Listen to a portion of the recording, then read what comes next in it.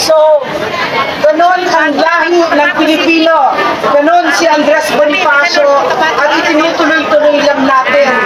Yung pang-aapi, panlulupig, pangwawasak sa ating karapatan ng Marcos administration. Isang responsibilidad natin sa mga anak natin at sa salinlahing Pilipino na tayo ay lumalaban ng ganito. Kailangan marinig ng Pangulong Bongbong Marcos yung saloobin natin. Kung hindi, paano pa tayo naging Pilipino? So, maraming salamat na lumalaban kayo at itinutuloy ninyo ang laban na sinimulan ng unang Pilipino na lumaban sa manlulupig. Ganon ang kasaysayan ng Pilipino. Napaka-proud ng history ng Pilipino. So, if you don't mind, babasahin ko lang yung paborito ko. Ang nagsabi nito si Andres Bonifacio mismo. Ang sinabi niya, maiksi lang ito. Aling pag-ibig ba ang hihigit sa pagkadalisay at pagkadakila gaya ng pag-ibig sa tinubuang lupa? Aling pag-ibig ba? Wala na nga, wala. So mabuhay kayo at mabuhay ang Pilipinas. Mabuhay ang Ibanaw Sambayanan Party List! Ang ibang tatapat natin sa mga kidnapper na mga teroristang NPA. Ipabuto natin ang Ibanaw Party List, a.k.a. Lorraine Badoy. Aaraw-arawin namin sila sa Kongreso. Kahit nga wala sa Kongreso, aaraw-arawin namin sila. Maraming salamat sa inyo.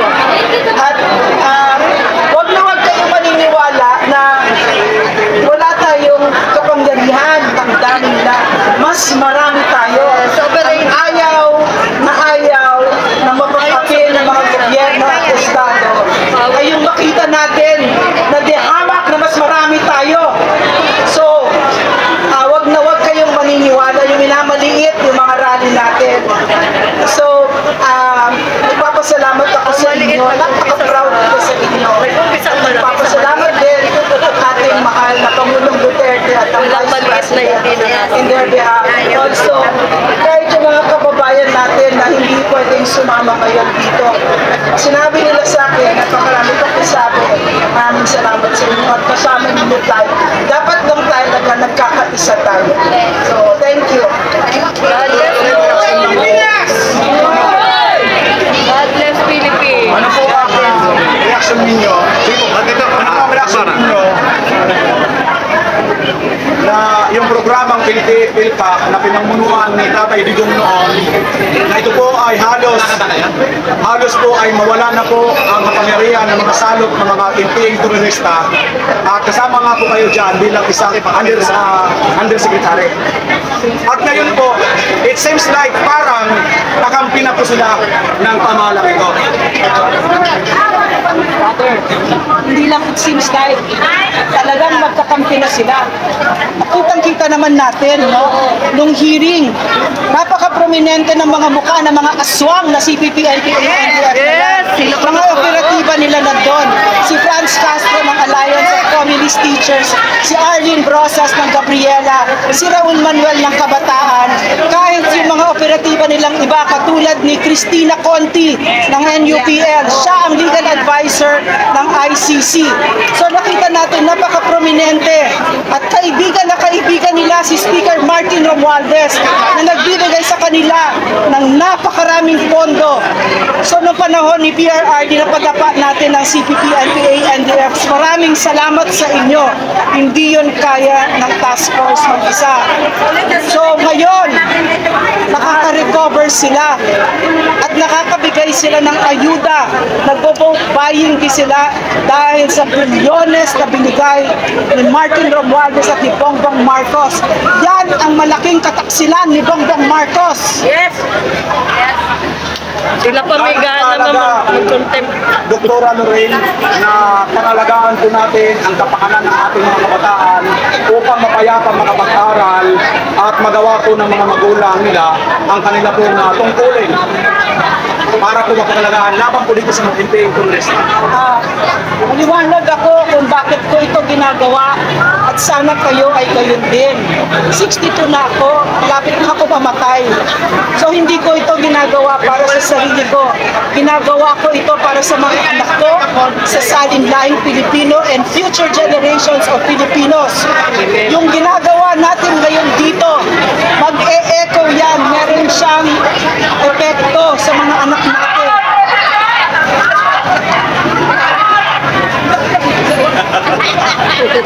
So, ano ba yung pinakamahalaga sa atin? Hindi ba mga anak natin? Mga apo natin.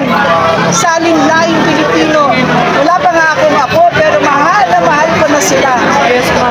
Hindi ko ba kilala yung mga apo ninyo, pero mahal na mahal ko sila.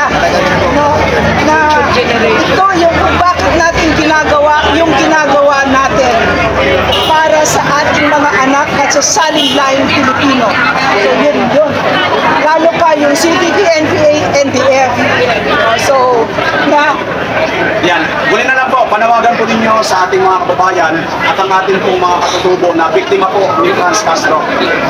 yan, si Franz Castro, convicted criminal. Hindi lang siya yun. O, bayan muna. Pag sinabi mo si Franz Castro, bayan muna, kailangan idikit ninyo yung prente nila na panloloko sa Pilipino. Napakarami nilang panlilinlang.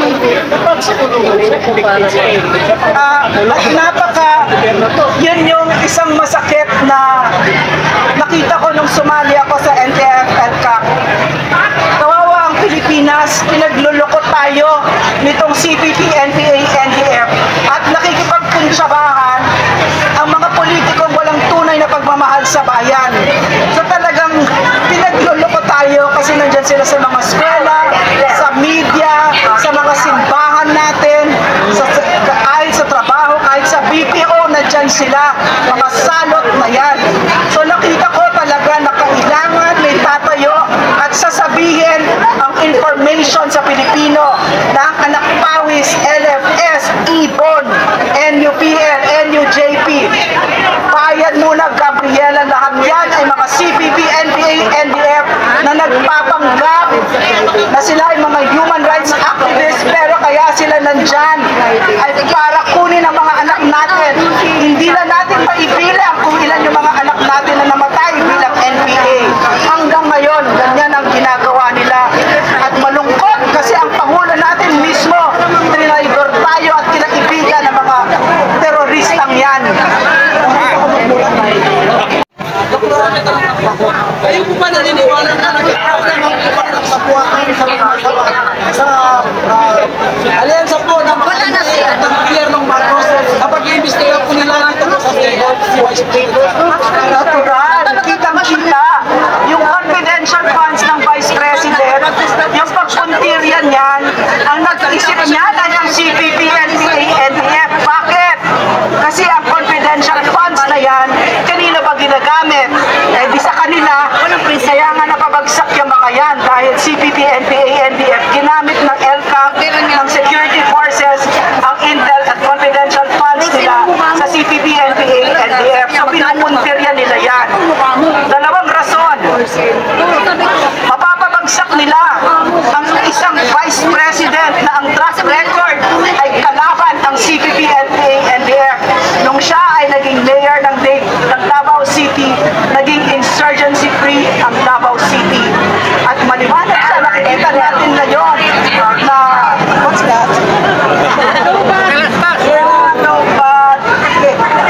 Lobat mo ba kayo? So nakikita natin no, na hanggang ngayon ang Vice President, maliwanag sinasabi niya, si Franz Castro ng bayan ng Alliance of Communist Teachers ay convicted child abuser. No? At siya ay CPP, NPA, NDF associated siya. So, yan yung kung bakit nila pinupuntirya. Kasi pag napuntirya nila ang confidential funds and for some reason ay biglang binigyan natin yung informasyon na yan, ano ang titigil sa kanila para sabihin sa AFP, sa PNP, sa NICA, sa ISAM, yung confidential funds ninyo, saan ninyo ginagamit? Diba? So, di malalaman ngayon, na yung katabi pala niya ay asset ng gobyerno. Kasi may mga pangalan yan. So ang ibig sabihin nun, ito yung kung bakit nila pinupuntirya ang confidential funds, kuntsabahan, at si Martin Romualdez at si Bongbong Marcos pumayag na maging kaalyansa nila itong teroristang organisasyon para meron silang attack dogs laban sa mga Duterte. Politika. Thank you. Ano po yung komento sa sinabi po ni Bongbong Marcos na matigil niya po yung proseso ng engagement laban kay Vice President Sara? Bot niya. Ang hirap kasi talaga, akala nila tanga tayo. Yun yung napakahirap, napakawalang respeto ng mga ito sa Pilipino. Si Martin Romualdez, akala niya pwede tayong bilhin. Ang sinasabi niya dyan sa ayuda na yan, kaya ko kayong bilhin. Di ba? Kahit na pera natin ang ginagamit. Itong mga ganyan, ito tulad si President, biggest drug haul daw. Akala nila tanga tayo. Diba? Napakarami niyang ganyan. Tapos itong impeachment daw ay nilik daw. Eh, paano maililik si Taberna mismo? Tao niya yon, di ba? Hindi, tapos ano nangyari? After a few minutes, ang nag-file ng charges of impeachment ay si Teddy Casino, na isa pang urban operative na CPP, NPA, NDF, na kaibigan nila ngayon. So, ibig sabihin, niloloko nila ang Pilipino. Udol talaga. Ang mga final na po out of topic. Ano po yung komento nyo na binawasan po ng 51 budget para sa mga senior citizen? Ano talaga? Puto ko ang puso ko dyan. Kasi nung panahon ni PRRD, kami noon, nahihiya kami. Ang sinabi lang niya sa amin, dalawa lang. Huwag kayong magnakaw sa Pilipino at magsilbi tayo ng maayos. Araw-araw na ginawa ng Diyos na nandun kami. Yun lang, gumigising kami para magsilbi sa Pilipino. Ito puro politika. Ito ano ba, pag nanakaw kahit sa pinakawalang wala sa lipunan, mga mahihirap, yung PhilHealth contributions natin, yung PDIC.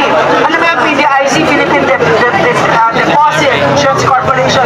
Savings natin sa bangko, ginala 117 billion. Sinasabi ba nila kung saan dinala? Hindi. Yung gold reserves, 250 billion. Diba? Tuloy-tuloy. Hindi nila, wala silang sobra. Alam mo, ang Kongreso kasi talagang garapal yan. Pero ngayon hindi lang garapal, baboy. Napaka-baboy ng mga ito. Pinababoy tayo talaga. So maraming salamat na alam niyo yung binibigyan niyo tayo ng dignidad.